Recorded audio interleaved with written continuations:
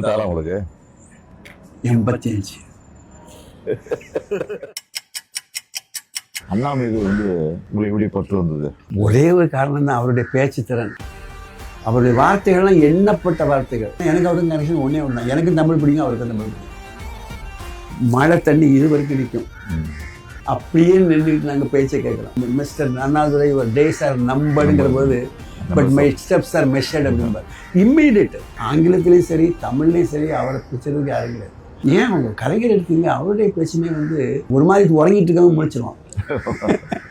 ஸ்கூலில் படிக்கும்போது இளைஞர் திமுகன்னு ஒரு மன்றம் வச்சுருந்தேன். அப்போ அவருக்கு மணி விழா நடத்தணும்னு சொல்லி நான் பிளான் பண்ணுறேன். அப்போ வீட்டுக்கு போகிறேன். அவர் உடம்பு சரியில்லாம் பார்க்க முடியாது அப்படின்ட்டாங்க. இது எப்படி அண்ணாக்கு மெசேஜ் போய் எதுக்கு வந்தான் வரசல் அப்படின்ட்டாரு. அவருடைய காரையை அனுப்பிச்சி வைக்கிறாரு. எதுக்கு வந்தேன்னு கேட்டார். இந்த மாதிரி நாங்கள் ஒரு மன்றம் வச்சுருக்கோம், மணி விழா நடத்த போகிறோம், நீங்கள் வரணும் அவசியம். சரி அப்போ நான் சொல்கிறேன் அப்படின்னாரு. இல்லை நீங்கள் பேச சொல்லுங்க.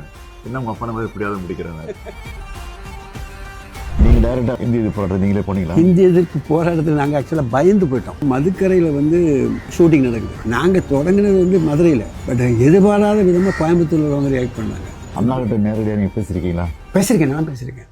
இவ்வளோ அழகாக தமிழ் பேசுகிறாரு, இன்னும் பிரமாதமாக பேசுகிறாரு அப்படின்னு.